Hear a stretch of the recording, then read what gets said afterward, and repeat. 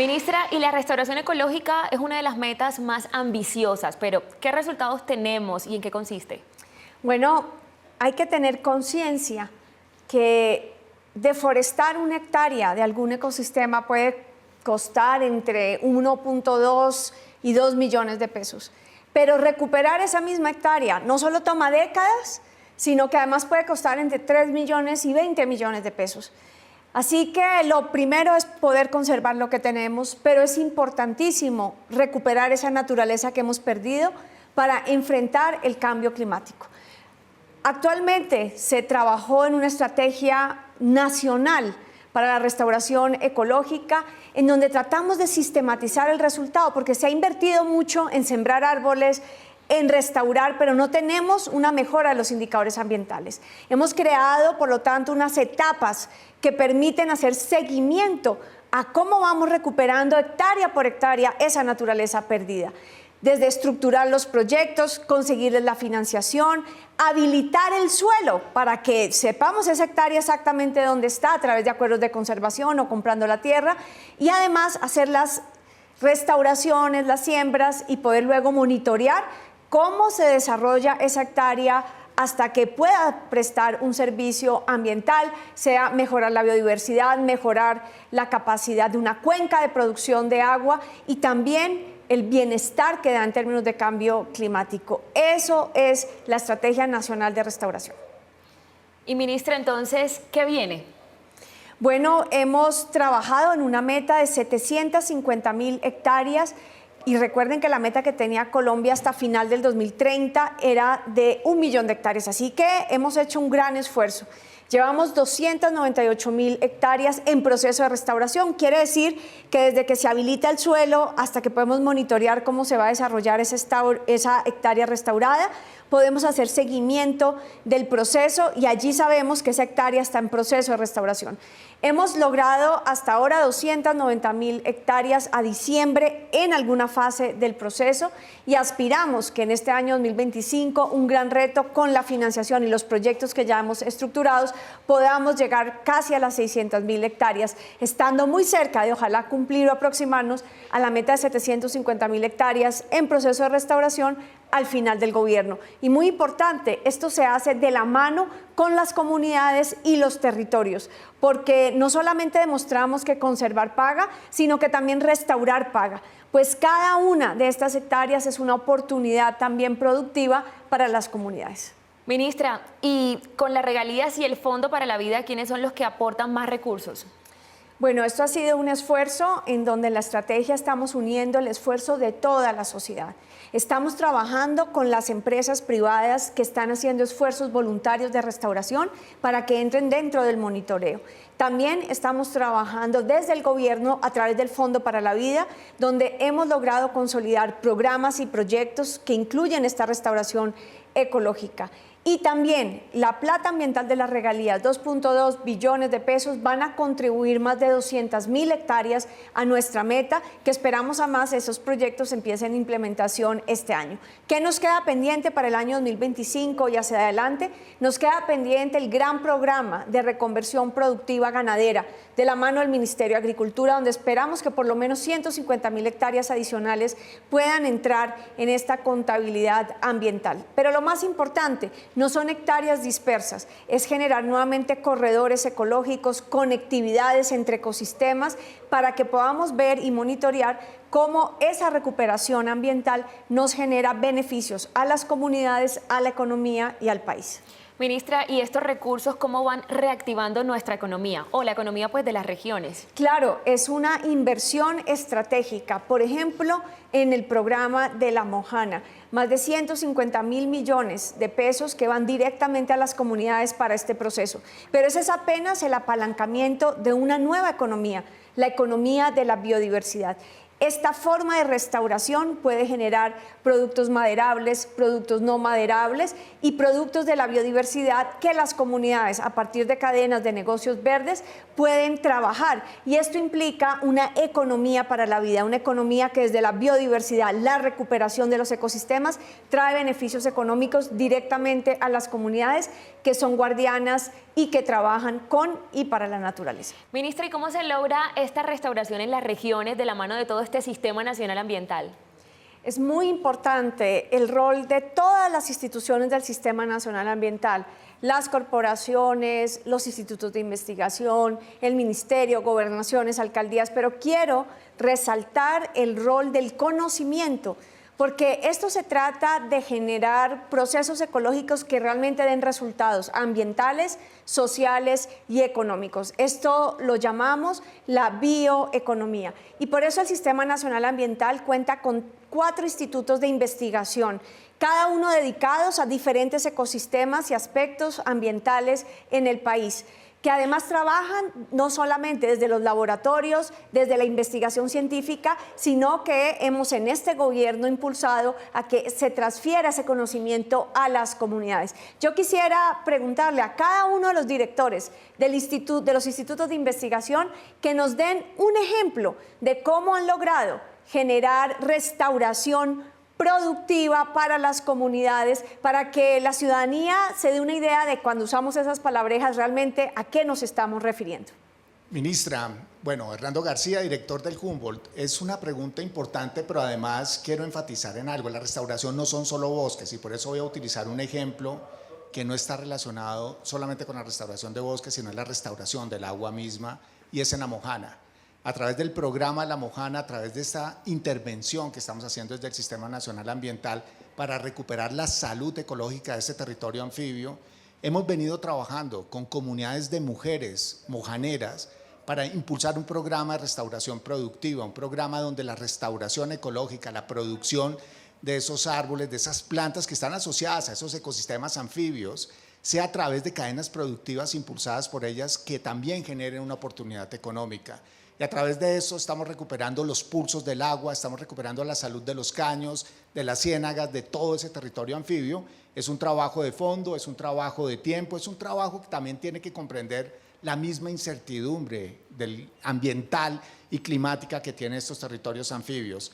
Y también hay una historia, y se la cuento rápida, con comunidades del páramo, que tampoco son bosques, y también está enfocado en la recuperación del agua en nuestros ecosistemas estratégicos, esas fábricas del agua, y es un trabajo que hemos impulsado con este proyecto de cooperación internacional que es el GEF, de trabajar en encadenamientos productivos con viveros comunitarios para restaurar áreas de páramo que hemos ido perdiendo y que necesitamos recuperar para esos pulsos del agua.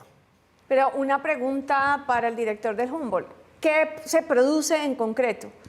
Se produce, hay un encadenamiento asociado a viveros, producción de material que se va a utilizar en programas de restauración y obviamente ese material es en sí mismo también un negocio para impulsar estos programas de restauración ecológica que se pagan o a través de compensaciones ambientales o a través de programas de intervención de la restauración ecológica, en este caso, por ejemplo, a través del Fondo para la Vida.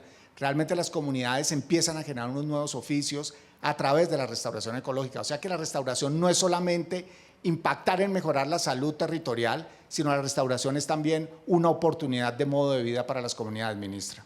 Muy bien, miremos desde la Amazonía colombiana, esta recuperación de la selva, ¿qué cadenas de valor concretas ha generado para las comunidades? Bueno, muchas gracias, ministra. Un saludo para usted y un saludo para quienes nos están viendo. Nosotros, como Instituto Amazónico de Investigaciones Científicas, SINCHI, tenemos un enorme conocimiento de la oferta de biodiversidad que tiene el bioma amazónico en lo que le corresponde a la parte de Colombia. De manera que nosotros tenemos un trabajo digamos, identificando más de 2.000 especies que tienen un potencial de uso en la región. Específicamente yo quisiera decir que dentro de los núcleos de desarrollo forestal que ustedes han venido y que usted ha venido mencionando y que hace parte de la contención a la deforestación, tenemos más de 6 cadenas de valor. Hoy estamos trabajando con 18 especies que están involucradas, por supuesto, en los temas de restauración. Pero quiero decir que voy a hablar aquí de 3 cadenas importantes, aunque tenemos más. Una es la cadena de Copoazú, que genera una oportunidad en Caquetá a través de la manteca de copoazú. Copoazú es un cacao en una alianza con una comercialización ancla, tenemos un trabajo con Natura Cosméticos porque necesitamos que estos temas de bioeconomía efectivamente generen una renta importante a las personas que están asociadas en estos núcleos de deforestación. De igual manera puedo hablar de la Mauritia flexosa, que en la Amazonia se conoce como canangucha o como aguaje. Nosotros hemos promovido una cadena de valor asociada a esta, que es la palma más grande del mundo y que produce un aceite muy interesante para el tema cosmético. Así es que en este momento estamos involucrando a las familias también que tienen que ver con los núcleos de desarrollo forestal y que tienen en su componente de restauración productiva una posibilidad efectivamente de hacerlo. De igual manera, y ya tenemos obviamente la comercializadora que nos ayuda a mover con claridad, es Bioingrid, para mover el aceite, que es muy interesante y muy importante como un carrier en la parte de cosmética. También podemos hablar de algo que en Colombia y en Bogotá hoy se mueve, que es el camu camu, que es una especie muy interesante que tiene un valor importante desde la nutracéutica. Y esto creo que también acá es súper clave porque con todas estas cadenas de valor necesitamos también sofisticar los procesos. Y sofisticar los procesos nos lleva a algo que en Colombia debe ser muy bien valorado, que son los ingredientes naturales. Yo creo que esto está hoy realmente en nuestros procesos asociados a la restauración ecológica, están asociados a nuestros núcleos de desarrollo forestal y por supuesto que son unas enormes oportunidades en la Amazonia de unir ese conocimiento científico y de alojar de una manera importante una cadena de valor que tenga una oportunidad para la gente. Y quiero decir que esta restauración ecológica se hace en los territorios de la gente, se hace con la gente, por eso quiero revalorar aquí la importancia de las comunidades locales, de su conocimiento y también de la importancia de mantener la selva en pie. Eso es lo que necesitamos para evitar perder la selva. Yo quisiera un ejemplo desde nuestras costas y nuestros mares. Entonces, preguntarle al director del INVEMAR cómo desde la investigación del instituto se han generado cadenas de valor productivas en restauración con las comunidades y les pido que vayamos al ejemplo porque es una forma de ilustrar a la ciudadanía en general de qué estamos hablando. Gracias, ministra, y un saludo para todos los que nos ven y nos escuchan hoy. Tal vez el ejemplo más impactante sobre el que hemos estado trabajando, hay varios frentes sobre los que nos movemos, pero el más interesante es el de incorporar el valor de los ecosistemas marino-costeros dentro de los conceptos de adaptación y de mitigación al cambio climático. Las zonas marinas han sido, digamos, las más olvidadas en términos de la atención necesaria y además las más vulnerables también en términos de las comunidades que viven asociadas a estos ecosistemas. El esfuerzo ha sido de entender las dinámicas de la sabiduría ancestral, del conocimiento tradicional en términos de su incorporación de esa sabiduría para proteger las costas al aumento del nivel del mar, a la acidificación de los océanos, a la destrucción de hábitats que hoy en día son críticos en términos de su relación con cambio climático y organizarnos desde esa perspectiva con las comunidades para abordar temas de productividad en estos territorios relacionados con pesca, transformación de procesos que antiguamente eran que afectaban a los ecosistemas marinos, como por ejemplo el uso o el mal uso del mangle o actividades de pesca destructiva, en donde con las comunidades hemos ido construyendo cadenas de valor alrededor de estos valores ambientales en los ecosistemas. Por ejemplo, mangleros que hoy restauran comunidades de mangle. Esto tiene un efecto no solamente para proteger las costas en términos de aumento de nivel del mar, erosión costera, sino que les permite derivar de ahí beneficios económicos en términos de, por un lado, entrar en el mercado voluntario de carbono dentro de las estrategias de carbono azul, donde Colombia es pionero. Tenemos el primer proyecto a nivel mundial de carbono azul y adicionalmente otros productos derivados del aprovechamiento sostenible de estos ecosistemas.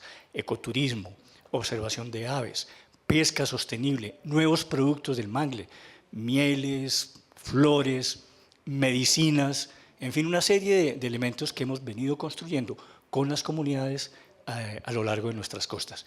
Recordemos que Colombia tiene en las costas del Pacífico las extensiones de mangle más importantes de toda Sudamérica. Y en el Caribe, si no son las más importantes en términos de cobertura, son las más importantes en términos de biodiversidad. Entonces son ecosistemas realmente críticos donde se acogen las comunidades más vulnerables de nuestro territorio nacional y en donde hay unos enormes potenciales en términos de aprovechamiento, especialmente enfocados en el bienestar de las comunidades. Muy bien, y para terminar esta ilustración, y por eso les pido que seamos muy concretos, ¿qué pueden esperar? ¿Qué experiencias hay desde el Chocó biogeográfico, desde el Pacífico colombiano, una de las zonas de mayor biodiversidad, en esta posibilidad de restauración ecológica que genere beneficios económicos para las comunidades? Gracias, ministra, por la pregunta.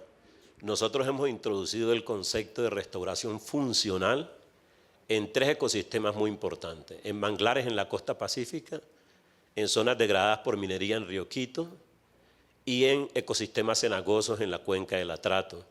En ellas procuramos que se restaure la funcionalidad de los ecosistemas, pero incorporando especies que están amenazadas o especies que por su importancia ecológica posibilitan la aparición o la reanudación de actividades productivas asociadas. En el caso de los mangles, los recursos hidrobiológicos y pesqueros, al que el mangle le sirve como salacuna, vinculando mujeres en el proceso de restauración, en la consecución de material vegetal y por supuesto en el proceso de monitoreo, que es una de las cosas importantes que hemos hecho desde los institutos. En el caso de Río Quito, vinculamos a las mujeres en la producción de fertilizantes orgánicos para manejar la restauración, y lo que procuramos, como estamos en la fase temprana de esa restauración, lo que procuramos es que en el futuro tengamos aprovechamiento de los no maderables, que están casi todos asociados a producción de aceites, y finalmente madera cuando haya lugar a hacerlo. Y en el caso de los ecosistemas cenagosos hemos insistido con el establecimiento de especies forestales amenazadas. Entonces es un proceso de recuperación que vincula a los consejos comunitarios, los resguardos indígenas, las instituciones educativas y las comunidades en general. Ministra, y es impresionante las inversiones que se hacen en los territorios en materia de restauración. Y con esto pues cerramos este segmento.